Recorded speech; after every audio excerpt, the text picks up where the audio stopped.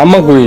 কার আম্মা? এখন পর্যন্ত তোমারই আছে, কদিন পর তো আমার হইতে পারে। আপনি জানো তো মুড়িতে কি আজকাল কাঁচা আলু দেওয়া শুরু করছেন না? মুড়িতে কাঁচা আলু দেওয়া শুরু করি নাই, বুঝোই তো ব্যাচেলার মানুষ, আলু ওর একটু বেশি। প্রতিদিন আলু লাগে আপনার? আমার প্রতিদিনই লাগে। তোমার কোনো সমস্যা? তোমার দোকানে যা যা আছে আমার সবকিছু প্রত্যেক দিনই লাগে।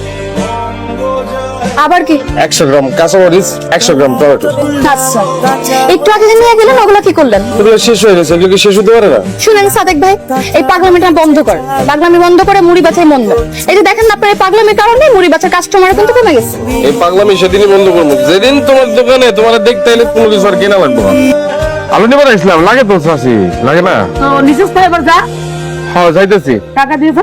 টাকা তো ভাঙতে নাই খেলা, একটু পরে এসে দিয়ে যাই। কত টাকা? 1000 টাকা দাও। দে। খালা ভাঙতি আছে এই যে 100, ও না 20 টাকা বস্তা খেলা। আগে টাকা কই? কালা দেব না। তুই আমার দোকানে আইবি না, আর আমি যখন থাকি না তখন তো মোটর আইবি না। যা, তোর পেশা শেষ হয়েছে, যা এখান থেকে যা। অপচয়কারী হচ্ছে শয়তানের বন্ধু। এই যে আপনি খামোখা যে সবজিগুলো কিনে নিয়ে যান, এটা তো অপচয় হয়, অপচয় করা উচিত না। তোর জ্ঞান দেওয়া বন্ধ হয়েছে, শেষ হয়েছে, তুই খাড়া রেছিস কেন? যা কইছি দোকানে আসা বন্ধ করতে হইবে। আমি বুঝি না আম্মা, উনি তোমারে কি করবে? ওনার লাগে তুমি এমন করো কেন? যা কওনে আমি কমু, আমি সব বুঝি। লটপটা বন্ধ করবি। কালকের থেকে আমার দোকানে মুড়ি বানানোর সব আইটেম বন্ধ। কিচ্ছু রাখতাম না, কিচ্ছু দেখতাম না। দেখ মতে আইয়া কি কিন্তু আসে। আম্মা মুড়ি বানানোর আইটেম মানে কাঁচা মরিচ, পেঁয়াজ, ধনিয়াপাতা, টমেটো, গাজর, এগুলা যদি তুমি বিক্রি না করো তাহলে বিক্রি করবা কি? আর কাস্টমার তোমার কাছ থেকে কিনবো কি? তার দেখলে আমার মাথা রক্ত উঠতে যায়।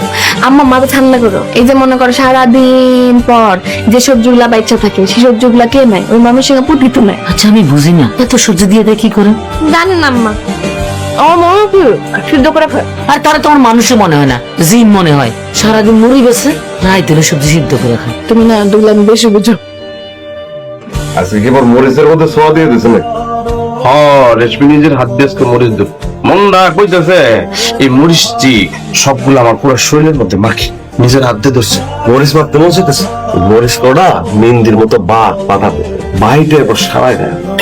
আইডিয়া খারাপ না, আইডিয়াটা ভালো দিছিস। পাগল হয়ে গেছে যে মেয়েটার জন্য।